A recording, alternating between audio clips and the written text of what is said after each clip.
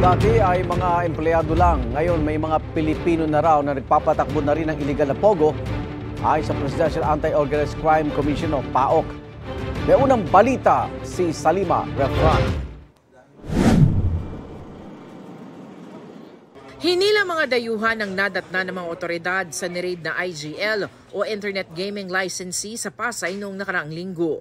May mga Pilipino na ring empleyado ang niraid na IGL dahil sa mga sumbong sa pagpapatakbo ng scam farm. 62 sa mahigit 200 kinustudiya ng mga otoridad, mga Pilipino. Siguro sir, nagsisisi naman. Kaso lang, gawa nung no choice na rin sa buhay.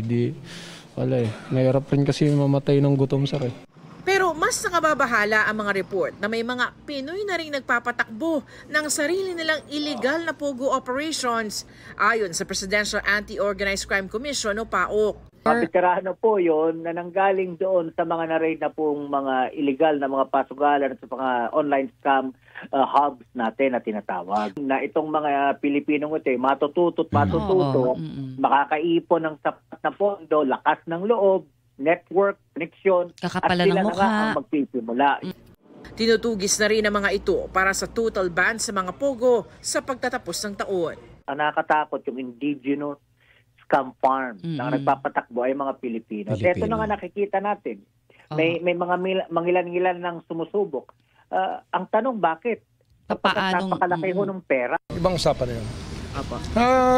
If we see that they're the ones who are perpetrating the scams, we'll charge anybody who's responsible for it. We will not spare anybody. It's really the money motive eh. Malaki siguro yung pera dyan. May binuunang task force pogo closure ang pamahalaan sa pangunguna ng Department of Justice at PAOK. Layo nitong ayusin ang proseso ng paglisa ng mga pogo sa bansa. Ayon sa Bureau of Immigration, 10,000 na sa tinatayang 100,000 foreign pogo workers ang nag-apply ng pag-downgrade ng kanilang mga 9G visa o pre-arranged employment visa. May hanggang October 15 o hanggang sa susunod na linggo na lang ang mga foreign pogo worker para i-downgrade yung kanilang mga work visa. Pagdating kasi ng October 16 ay otomatiko ng kanselado ang mga ito. After October 15, dyan na po mag-i-issue ang Bureau ng cancellation order for all those who are left who have not yet filed for the downgrading of their visas.